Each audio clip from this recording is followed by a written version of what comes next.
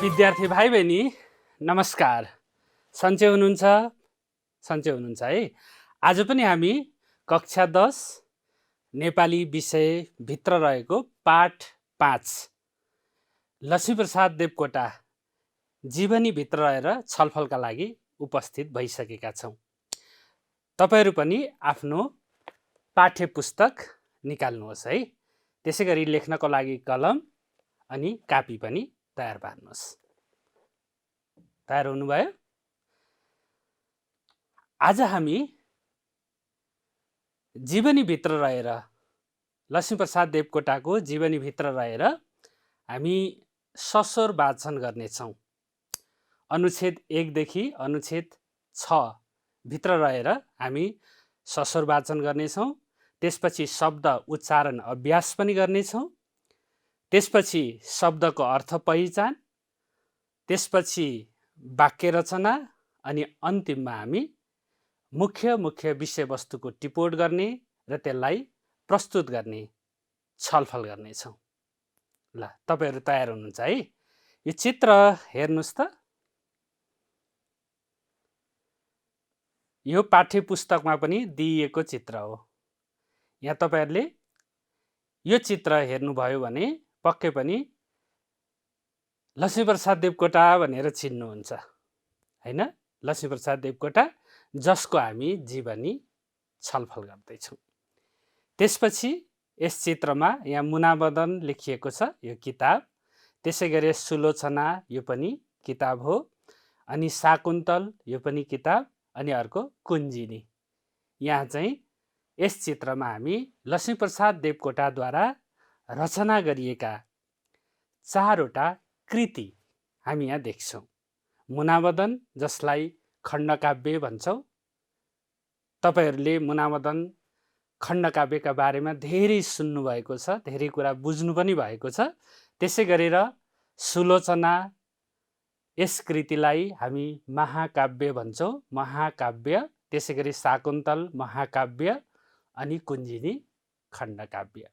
यी लगायतका धेरै कविता, नाटक, त्यसै गरेर निबन्ध, यी धेरै कृतिहरूका स्रष्टा, नेपाली साहित्यलाई धेरै माथि पुर्याउने, सगरमाथाको चुचुरोसम्म पुर्याउने एकजना स्रष्टा, जसलाई हामी महाकविका नामबाट पनि चिन्दछौँ, उनीको जीवन, उनका जीवनभित्रका सङ्घर्षहरू, उनले गरेका योगदानहरू आज हामी छलफल गर्नेछौँ।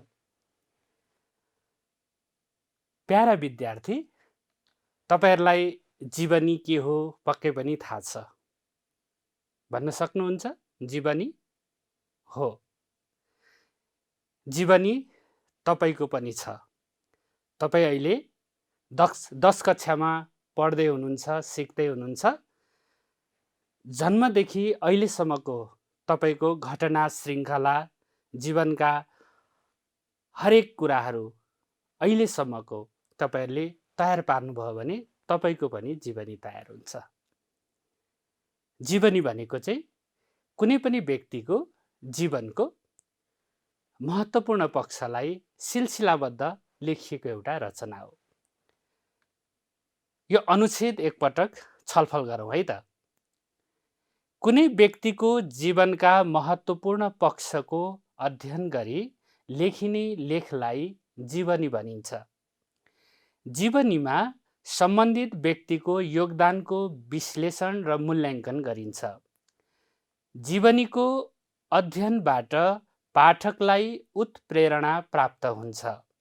जीवनीमा व्यक्तिको जन्म, मातापिता, शिक्षा, योगदान, सम्मान तथा पुरस्कार आदि विविध पक्षलाई उतार्ने काम गरिन्छ। समाज, देश वा अन्तर्राष्ट्रिय जगतमा योगदान दिने समाजसेवी, कलाकार, साहित्यकार, नेता, वैज्ञानिक आदि विशिष्ट व्यक्तित्वको जीवनी लेख्ने गरिन्छ। जीवनी तपाईहरूको पनि छ, जीवनी मेरो पनि छ, तपाईहरूको अभिभावकको पनि जीवनी छ।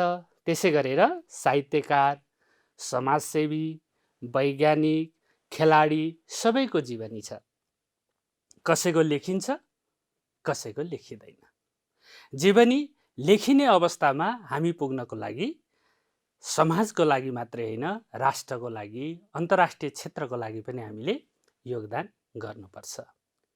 त्यसैले हामीले आजदेखि नै जीवनी पढिसकेपछि समाजमा केही गर्ने, राष्ट्रका लागि केही योगदान गर्ने र जीवनमा जुन सङ्घर्ष देवकोटाले गरेका छन् ती सङ्घर्ष हामीले बुझेर, त्यो त्याग, त्यो समर्पण हामीले बुझेर हामीले आफ्नो जीवनलाई पनि सङ्घर्षशील बनाउने, हामीले आफ्नो जीवनलाई पनि समाजका लागि, राष्ट्रका लागि लगाउने अथवा जीवन त्यसमा समर्पित गर्ने हामीले गर्नुपर्छ। प्यारा विद्यार्थी, अब हामी पाठ छलफलतर्फ अगाडि बढौँ। सशोर पठनबाट हामी छलफल अगाडि बढाउनेछौँ। हामीले अहिलेसम्म जीवनीका बारेमा थोरै चर्चा गऱ्यौँ। त्यसै गरेर पाठभित्र रहेको जुन चित्र छ त्यो चित्रको बारेमा हामीले छोटो छलफल गऱ्यौँ। अब सशोर वाचन गरौँ। तपाईहरू सबैजनाले पक्कै पनि पाठ्यपुस्तक पल्टाइसक्नुभयो अनि पाठ 5 लक्ष्मीप्रसाद देवकोटा जीवनीमा तपाईहरू पुगिसक्नु भएको छ। अब हामी सशोर वाचन गरौँ। म तपाईहरूलाई अनुच्छेद सशोर वाचन गर्दै जान्छु, यसलाई म पढ्दै जान्छु, तपाईहरू पनि म सँगसँगै पढ्दै जानुहोस्। अनि तपाईहरूलाई उच्चारणमा अलिकति समस्या भयो भने ती समस्या भएका शब्दहरू रेखाङ्कन गर्दै जानुहोस्। हामी शब्द उच्चारण अभ्यास पनि गर्नेछौँ अनि शब्द उच्चारणका क्रममा तपाईहरूले रेखाङ्कन गरेका शब्दहरू अहिले उच्चारणमा परेनन् भने तपाईहरूले आफ्ना शिक्षकसँग सोधेर तपाईहरूले अभ्यास गर्न सक्नुहुनेछ, उच्चारण अभ्यास गर्न सक्नुहुनेछ। यसरी हामी अगाडि बढौँ है त। तयार हुनुहुन्छ? ल। लक्ष्मीप्रसाद देवकोटा। विराट प्रतिभाशाली र महान कवि लक्ष्मीप्रसाद देवकोटा नेपाली साहित्यमा अतुलनीय योगदान दिने चिरस्मरणीय स्रष्टा हुन्। नेपालको प्रकृति, नेपाली धरती, नेपाली संस्कृति र नेपाली भाषा साहित्यलाई मुटुदेखि नै माया गर्दै साहित्य सिर्जना गर्ने देवकोटा नेपाली साहित्यका युग पुरुष हुन्। शिक्षित र पठित परिवारमा जन्मेका, जीवनमा दुःख र सुखका अनेकौं उकाली र ओह्राली भोगेका देवकोटाले किशोरावस्थादेखि नै उत्कृष्ट कृति रचना गरे। बिजुली बेगमा अनवरत साहित्य रचना गर्ने देवकोटाले सङ्ख्यात्मक र गुणात्मक रूपले सर्वाधिक कृति रचना गरेर नेपाली साहित्यलाई समृद्ध तुल्याएका छन्। नेपाली साहित्यका शिखर पुरुष लक्ष्मीप्रसाद देवकोटाको जन्म विक्रम सम्वत 1966 कार्तिक 27 गते भएको हो। त्यसै गरेर भाइ बहिनीहरू, त्यस दिन लक्ष्मी पूजाको दिन परेकाले घर घरमा दीपावलीको उमङ्ग छाएको थियो। हरेक घरमा धन सम्पत्तिकी अधिष्ठात्री महालक्ष्मीको भव्य पूजा तथा आराधना भइरहेको हर्षद अवसर थियो। दिल्ली बजार धोबीधाराको तिलमाधव देवकोटा कहाँ सबैका घरमा झैँ दीपावलीको उज्यालो मुस्कुराइरहेको थियो। त्यही घरभित्र तिलमाधवकी धर्मपत्नी अमर राज्यलक्ष्मी देवीको कोखबाट सन्तानको जन्म भएको थियो। नवजात शिशुको जन्म नक्षत्र अनुसारको नाम तीर्थमाधव भए तापनि महालक्ष्मीको पूजाका दिन लक्ष्मीको प्रसाद स्वरूप प्राप्त भएको सुपुत्र ठानेर त्यस शिशुको नाम लक्ष्मीप्रसाद राखियो। लक्ष्मी पूजाका दिन जन्मेका देवकोटाको नाम लक्ष्मीप्रसाद राखिए पनि पछि उनी सरस्वतीका वरद पुत्र बने। प्यारा विद्यार्थी, अहिले हामीले पहिलो अनुच्छेद सशोर वाचन गऱ्यौँ। तपाईहरूले पनि म सँगसँगै गर्नुभयो। यस अनुच्छेदभित्र तपाईहरूले धेरै कुरा बुझिसक्नु भएको छ। लक्ष्मीप्रसाद देवकोटा नेपाली साहित्यका अग्रज व्यक्तित्व हुन्। उनले नेपाली साहित्यलाई जुन उचाइमा पुर्याएका छन् आफ्ना रचना मार्फत, आफ्ना सिर्जना मार्फत, त्यस योगदानलाई हामी युग युगसम्म सम्झिरहनेछौँ। यस्ता विशिष्ट व्यक्तित्वको जन्म लक्ष्मी पूजाको दिन भयो। लक्ष्मीको वरदानको रूपमा, प्रसादको रूपमा त्यस परिवारले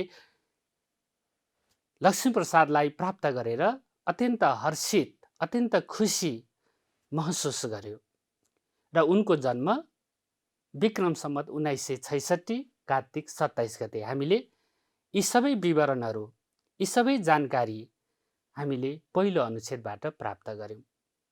अब हामी दोस्रो अनुच्छेद पनि सस्वर वाचन गरौँ है त। शिक्षित परिवारमा जन्मेका र बाल्यकाल निकै स्नेहमय वातावरणमा बिताएका देवकोटा आमा बुबा, दाजु र दिदी सबैका मुटुका धुकधुकी थिए। देवकोटा स्वयंले आफ्नो बाल्यकालको स्मरण गर्दै कवि हुने धुनमा भन्ने निबन्धमा आफू शान्त, सुशील, आज्ञाकारी र सन्तोषी स्वभावको रहेको कुरा व्यक्त गरेका छन्। पठित र शिक्षित परिवार भएकाले उनले घरबाटै पठन पाठनको राम्रो वातावरण पाए। संस्कृतका विद्वान एवं कवि बुबा तिल माधव देवकोटासँग उनले घरमै संस्कृतको अध्ययन गरे। बुबाले कागज वा स्लेटमा लेखेर दिएका मन्त्र र श्लोकलाई एकपटक पढेपछि नहेरिकन दोहोर्याएर मुखाग्र सुनाउँथे। उनको यस्तो स्मरण शक्तिका प्रशंसक बुबा तिल माधव उनलाई सरस्वतीका अवतार मान्थे। उनका बुबाको इच्छा उनलाई पण्डित बनाउने थियो, तर आफ्ना दाजु र आमाको प्रेरणाबाट उनमा अङ्ग्रेजी पढ्ने रहर पलायो अनि 11 वर्षको उमेरमा विक्रम सम्वत 1977 दरबार हाई स्कुलमा पञ्चम श्रेणी अर्थात् अहिलेको 6औं कक्षामा भर्ना भए। त्यही अङ्ग्रेजी भाषाप्रतिको चासो र व्यङ्ग्य समेटी पछि उनले हाई हाई अङ्ग्रेजी निबन्ध लेखेका थिए। युवा अवस्थामा देवकोटा बाल्यकालका झैँ दयालु, उदार र अति शिष्ट व्यक्तिका रूपमा चिनिन्थे। दिन दुखी मानिसलाई भेटे भने सर्वस्व दिन समेत पछि नपर्ने उनको हृदय अत्यन्तै कोमल थियो। मानिसले मानिसलाई दुःख दिएको देख्दा वा मानिसले दुःख पाएको देख्दा उनको हृदय छिया छिया हुन्थ्यो। जातपातका दृष्टिले होस् वा धनी गरिबका दृष्टिले होस्, कसैलाई हेप्नुहुन्न भन्ने देवकोटा मानिसको सेवा नै ईश्वरको सच्चा सेवा र पावन पूजा हो भन्ने ठान्थे। प्यारा भाइ बहिनी, अहिले हामीले दोस्रो अनुच्छेद पनि सस्वर पठन गर्यौं, सस्वर वाचन गर्यौं। यस अनुच्छेदमा पनि तपाईहरूले धेरै विषयवस्तु पाउनुभयो। खास गरी लक्ष्मीप्रसाद देवकोटाको बाल्यकाल कसरी बित्यो, लक्ष्मीप्रसाद देवकोटाको स्वभाव कस्तो थियो, उनी कति वर्षको उमेरमा हाई स्कुलमा पढ्न गए, दरबार हाई स्कुलमा, त्यसपछि कति कक्षामा उनले पढ्न सुरु गरे, अङ्ग्रेजी भाषाप्रतिको चासो कसरी बढ्यो, उनका पिताले उनलाई के बनाउन चाहन्थे, यी सबै कुराहरू तपाईहरूले यस दोस्रो अनुच्छेदमा बुझ्नुभयो। लक्ष्मीप्रसाद देवकोटाको बुबाले लक्ष्मीप्रसादलाई के बनाउन चाहन्थे? हो, पण्डित बनाउन चाहन्थे। तर दाजु र आमाको प्रेरणाले के भयो त? उनको रुचि, ठिक भन्नुभयो, उनको रुचि अङ्ग्रेजीतिर बढी गयो र त्यसपछि उनले एउटा निबन्ध पनि लेखेका छन्। निबन्धको नाम भन्न सक्नुहुन्छ? हो, ठिक भन्नुभयो, हाई हाई अङ्ग्रेजी। यसरी चाहिँ उनी अगाडि बढ्दै गए र उनका निबन्धभित्र, उनका रचनाभित्र मानिस भएर मानिसलाई सेवा गर्नुपर्छ, मानिस भइसकेपछि मानिसलाई हेप्नु हुँदैन, मानिसले मानिसलाई सम्मान गर्नुपर्छ, दुःख दिनु हुँदैन, सहयोग गर्नुपर्छ, सहयोग गर्नु नै सबैभन्दा ठुलो काम हो, पुण्य काम हो, सेवा नै धर्म हो, ईश्वरको सच्चा सेवा गर्यो भने नि पुण्य प्राप्त हुन्छ। यी धेरै कुराहरू हामीले यस अनुच्छेदबाट बुझ्न सक्छौँ। अब हामी फेरि अनुच्छेदको तेस्रो अनुच्छेद सस्वर वाचनतर्फ लागौँ है त। दरबार हाई स्कुल पढ्दादेखि नै कविता लेख्न सुरु गरेका देवकोटाले त्यसै बेला अङ्ग्रेजीमा कविता लेखेर समस्त शिक्षक र सहपाठी साथीलाई चकित पारिदिएका थिए। उनका कतिपय साथी देवकोटालाई आफ्ना दाजुलाई कविता लेख्न लगाएर आफैले लेखे जसरी सुनाउने भनेर आरोप लगाउँथे। उनले साथीहरूकै सामुन्ने धडाधड कविता लेख्दै र सुनाउँदै आरोप लगाउनेलाई नाजवाब पारिदिन्थे। हुन पनि हो, कसैले आलोचना गर्यो भने त्यसको जवाब कुराले होइन कामले दिन सक्नुपर्छ। साथीहरूकै अगाडि 15 मिनटमा दरबार स्कुल शीर्षकको कविता रचना गरी सुनाएपछि त साथीहरू उनकै समर्थक पो बन्न पुगे। तिनै साथीहरूको अनुरोधमा शिक्षकले पनि त्यो कविता हेरे। कविता पढेर दङ्ग पर्दै शिक्षकले देवकोटालाई अङ्ग्रेजीमा बर्डेन पोइट अर्थात् कोपिला कवि भनी टिप्पणी गरे।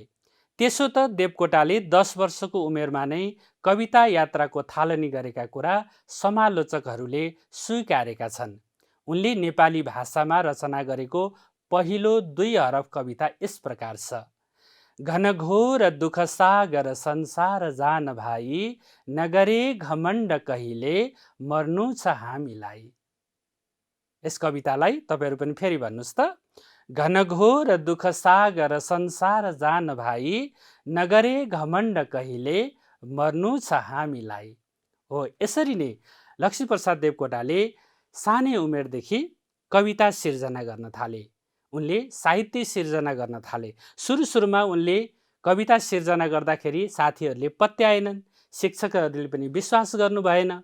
तर पछि उनले चाहिँ 15 मिनेटमा कविता लेखेर सुनाएपछि सबैजना चकित हुनुभयो है। सबैजना चकित भए, त्यहाँ साथीहरू चकित भए, सरहरू चकित हुनुभयो। अनि त्यसपछि बल्ल उनलाई चाहिँ कोपिला कवि भनेर चाहिँ सबैले टिप्पणी गर्न थाले।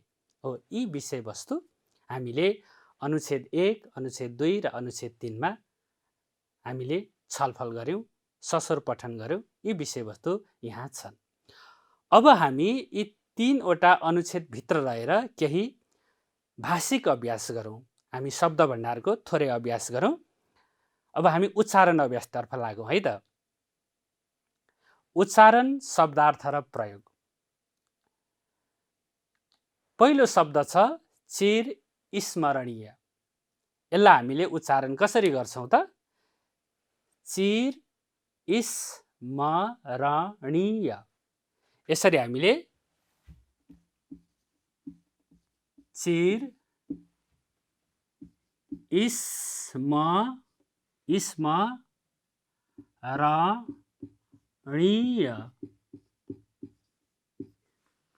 यसरी हामी उच्चारण गर्छौं। अब यो उच्चारण छ नि भाइ बहिनीहरू, यसको उच्चारण चाहिँ कतै न पनि हुन्छ, कतै ड अनि माथि चन्द्रबिन्दु यसरी पनि उच्चारण हुन्छ। जस्तै हामीले गणित भन्दैनौँ, गणित भन्छौँ। त्यसै गरी नै यहाँ चिर स्मरणीय भन्छौँ, निय भन्दैनौँ है। त्यसै गरेर अर्को शब्द किशोरावस्था। हामी यसलाई उच्चारण गर्दाखेरि के भन्छौँ? कि अनि त्यसपछि सो रा बस अनि के भन्छ त्यसपछि? था, बस्था। किशोरावस्था। यसरी हामीले छुट्याएर अक्षर छुट्याएर पनि उच्चारण गर्न सक्नुपर्छ, किशोरावस्था है।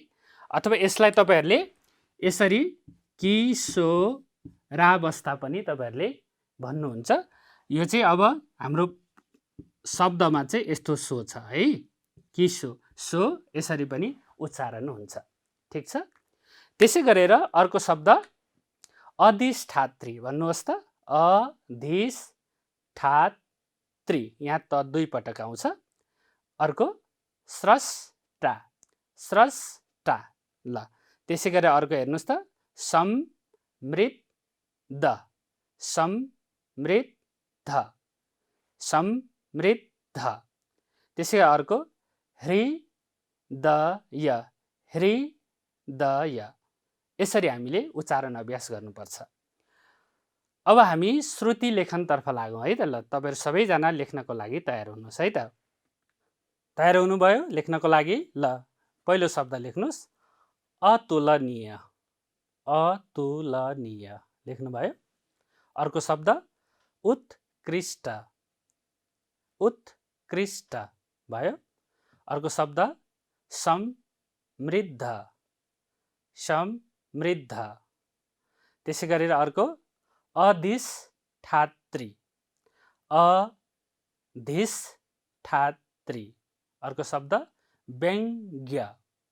व्यङ्ग्य। अर्को शब्द शीर्षक। शीर्षक लेख्नुभयो। ल तपाईहरुले लेख्नुभएका शब्दहरू मिलेका छन् कि छैनन् एकपटक हेरौँ। मिलेका छन् भने अनि ठिक चिन्ह लगाउनुहोस्। मिलेका छैनन् भने तपाईहरुले कम्तीमा 3 पटक भुल सुधार गर्नुपर्छ है। हुन्छ? ल पहिलो शब्द अतुलनीय। अतुलनीय हेर्नुस् त मिलेको छ कि छैन? मिलेको छ। ल अर्को शब्द उत्कृष्ट हेर्नुस् त मिलेको छ कि छैन? मिलेको छ है। अर्को शब्द समृद्ध हेर्नुस् त मिलेको छ कि छैन? मिलेको छ है। अर्को अधिष्ठात्री हेर्नुस् त मिलेको छ कि छैन? मिलेको छ। ल त्यसै गरी अर्को व्यङ्ग्य मिलेको छ कि छैन? मिलेको छ है। अर्को ल शीर्षक। ल यसरी हामीले शब्द सुनेका आधारमा लेख्नुपर्छ है। अब हामी शब्द अर्थ छलफल गरौँ है त। पहिलो हेर्नुस् त अर्थ पछिसम्म सम्झन योग्य हामी के भन्छौँ? ठिक भन्नुभयो, चिरस्मरणीय। अर्को छ उन्नतिशील अथवा उन्नत के भन्छौँ हामी? भन्नुस् त। ठिक भन्नुभयो, समृद्ध।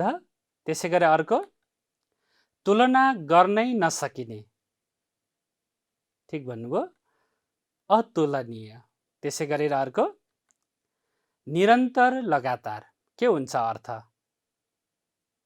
हो अनवरत। त्यसै गरी अर्को युग नायक। युग नायक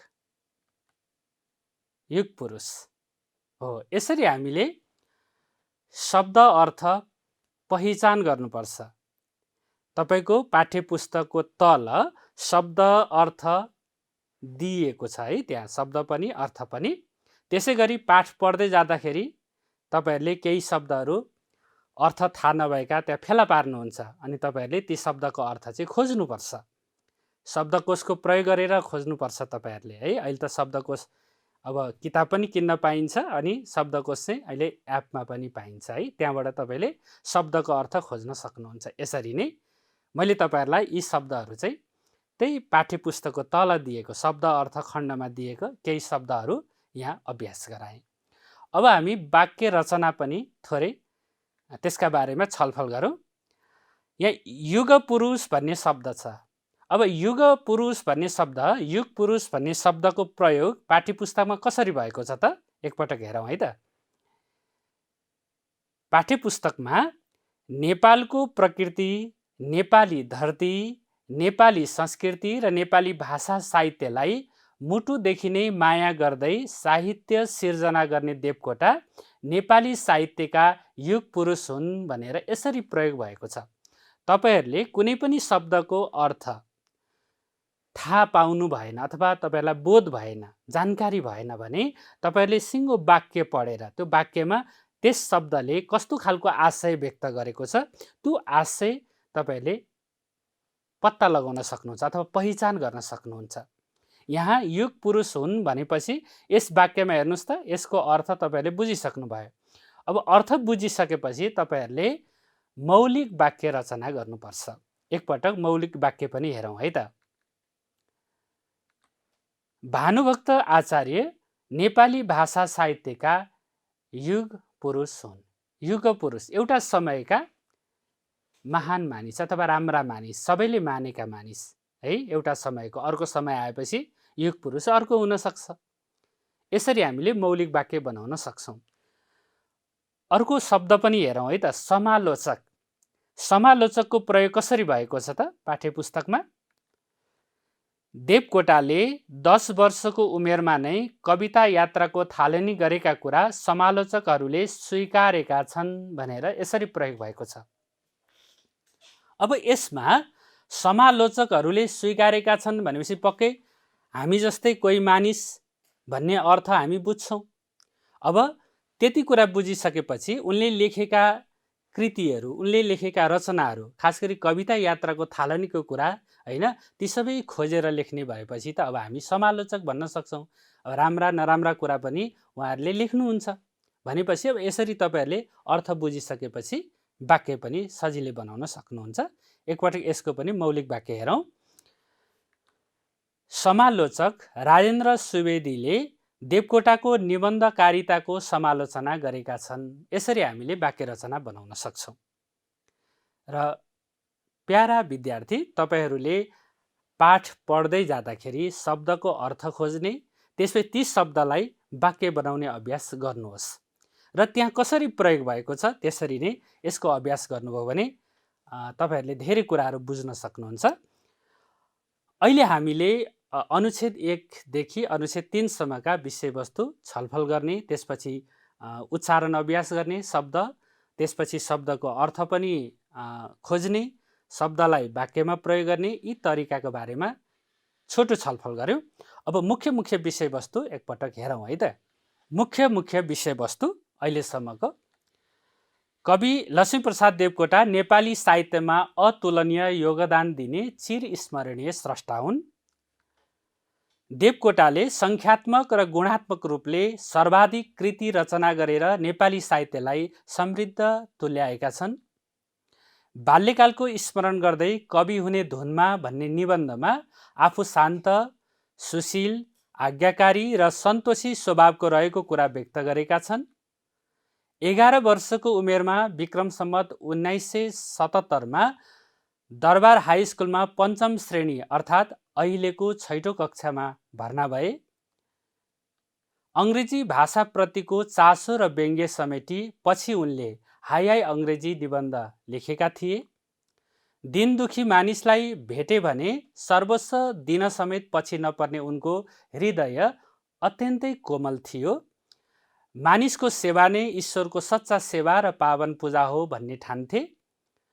15 मिनटमा दरबार स्कुल शीर्षकको कविता रचना गरी सुनाएपछि त साथीहरू उनकै समर्थक पो बन्न पुगे। शिक्षकले देवकोटालाई अङ्ग्रेजीमा बर्ड एन्ड पोइट अर्थात् कोपिला कवि भनी टिप्पणी गरे। यी विषयवस्तु हामीले पहिलो, दोस्रो र तेस्रो अनुच्छेदभित्र रहेर बोध गर्यौँ अथवा बुझ्यौँ। अब हामी बाँकी अनुच्छेद छलफलतर्फ लागौँ। आज हामी अनुच्छेद 6 सम्म छलफल गर्नेछौँ। अब हामी फेरि सस्वर वाचनतर्फ लागौँ। प्यारा विद्यार्थी, हामी अब चौथो अनुच्छेद सस्वर वाचन गर्नेछौँ। तपाईँहरू पनि म सँगसँगै सस्वर वाचन गर्नुहुनेछ। त्यसपछि 5औं र 6औं अनुच्छेद चाहिँ तपाईँहरू आफै सस्वर वाचन गर्नुहोला। हामी त्यसका विषयवस्तु मात्रै थोरै छलफल गर्नेछौँ है। अनुच्छेद 4। देवकोटाले किशोर र पूर्व युवा वयको एउटै डुङ्गामा पारिवारिक जीवन, कलेज जीवन, अनुशिक्षण र साहित्यिक यात्रालाई निरन्तर खियाइरहे। विक्रम सम्वत 1981 15 वर्षको उमेरमा काठमाडौँको चालिसे परिवारकी मनदेवी चालिसेसँग यिनको विवाह भयो। विक्रम सम्वत 1982 16 वर्षको उमेरमा उनले म्याट्रिकुलेसन परीक्षा उत्तीर्ण गरे। जाँच दिएपछि फुर्सदका समयमा अङ्ग्रेजी स्वच्छन्दतावादी कवि वर्ड्सवर्थ र सेलीका कविता रुचिपूर्वक पढ्न थाले। विक्रम सम्वत 1983 उनी त्यति बेलाको त्रिचन्द्र क्याम्पसमा आइएस्सीमा भर्ना भए। पढ्दै पनि गर्नुपर्छ, कमाउँदै पनि गर्नुपर्छ भन्ने घर परिवारको आग्रह अनुरूप उनले अनुशिक्षण पेसा सुरु गरे। यही पेसाका कारण उनी कक्षामा नियमित उपस्थित हुन पाएनन्। यसबेला उनलाई कलेज जीवन र विज्ञान शिक्षाले भन्दा सेली, वाइडन र म्याथ्यूको आर्नोल्डका कविताले तान्यो। विक्रम सम्वत 1985मा उनले आइएससी परीक्षा उत्तीर्ण गरेपछि उनी त्यसभन्दा माथिल्लो कक्षामा विज्ञान नपढी अङ्ग्रेजी, अर्थशास्त्र र गणित विषय लिएर त्रिचन्द्र कलेजमै मानविकी तर्फको स्नातक तहमा भर्ना भए। उनले विक्रम सम्वत 1987मा बिए उत्तीर्ण गरे। त्यस बेलासम्म 12 घण्टे अनुशिक्षणसँग जुधेर भए पनि केही गीत र कविता रचना गरिसकेका थिए। प्यारा विद्यार्थी, अहिले हामीले चौथो अनुच्छेद सशोर पठन गऱ्यौँ र चौथो अनुच्छेदमा हामीले धेरै कुराहरू बुझिसकेका छौँ। उनको खास गरी क्याम्पस जीवन कस्तो रह्यो, कलेज जीवन कस्तो रह्यो र उनले त्यहाँ कुन कुन विषय लिएर पढे र कसरी उनी चाहिँ मानविकीतर्फ अगाडि बढे र त्यसतर्फ अगाडि बढ्दाखेरि उनले स्नातक तह उत्तीर्ण गरे। यी विषयवस्तु अहिले हामीले यस अनुच्छेदमा छलफल गऱ्यौँ। यसरी भाइ बहिनीहरू, लक्ष्मीप्रसाद देवकोटाले आफ्नो साहित्यिक यात्रालाई अगाडि बढाएको हामी पाउँछौँ। त्यसै गरेर अनुच्छेद 5मा के छ त भाइ बहिनीहरू भन्दाखेरि लक्ष्मीप्रसाद देवकोटाले पारिवारिक वियोग चाहिँ सहनु पर्यो। 25 वर्षको उमेरको हुँदाखेरि उनले आफ्नो चाहिँ धेरै परिवारका सदस्यहरू गुमाउनु पर्यो। खास गरी आफ्नी आमालाई उनले गुमाए। त्यसको 1 वर्षपछि उनले आफ्ना बाबुलाई गुमाए। त्यसै गरेर भर्खरै जन्मेकी आफ्नी माइली छोरी जन्मेको 2 महिनामै उनले गुमाउनु पर्यो र त्यो पीडाले उनको हृदय एकदम छिया भयो। उनी एकदम भाव विह्वल भए। तैपनि उनले आफ्ना रचना, आफ्ना सिर्जना उनले कहिले पनि छोडेनन्। उनले सिर्जना रचना लेखि नै रहे, सिर्जित गरि नै रहे। यसरी उनले अगाडि आफ्नो जीवनलाई अगाडि बढाए र यसरी यस कालखण्डमा, यस समयमा उनले रचना गरेका जति पनि कविताहरू हामी पाउँछौँ, त्यस कविताभित्र चाहिँ स्वच्छन्दतावादी भाव हामी त्यहाँ पाउँछौँ है। वेदनाका भाव पनि हामी पाउँछौँ, प्रकृतिसँग जोडिएका कुराहरू पनि हामी पाउँछौँ। यसरी उनी अगाडि बढ्दै गए र त्यसपछि उनको कविता यात्रा यतिमै रोकिएन। निरन्तर उनी अगाडि बढ्दै गए र उनले रचना गरेका कविताहरू चाहिँ स्वच्छन्दतावादी चाहिँ विचारसँग नजिक अथवा त्यो चाहिँ धारणासँग नजिक त्यो खालको चाहिँ कविताहरू भए र उनले लेखेका कविताहरू स्वच्छन्द कविता भएका कारणले गर्दाखेरि उनलाई स्वच्छन्दतावादी कवि वा साहित्यकार भनेर हामी सबैले चिन्न थाल्यौँ। यसरी उनले साहित्यका विविध विधामा आफ्ना कलम सशक्त रूपमा चलाउँदै गए। शाकुन्तल, सुलोचना जस्ता महाकाव्य उनले रचना गरे। मुनामदन, कुञ्जिनी जस्ता दर्जनौं खण्डकाव्य उनले रचना गरे। त्यसै गरेर पागल, यात्री यस्ता कविताहरू पनि उनले रचना गरे।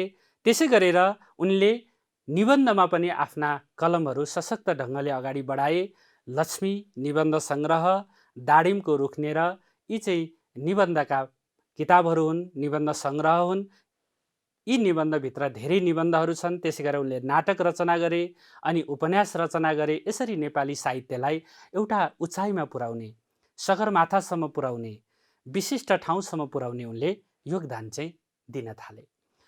त्यसै गरेर यसरी उनले निरन्तर 4 दशकसम्म साहित्य सिर्जनामै आफूलाई लगाइरहे र उनले साहित्यलाई समृद्ध बनाए। खास गरी नेपाली साहित्यलाई विश्वसम्म पुर्याउनको लागि उनको विशिष्ट योगदान छ र हामीले उनले लेखेका रचनाहरू, खास गरी कृतिहरूलाई हेर्ने हो भने महाकाव्य उनले रचना गरेका छन्।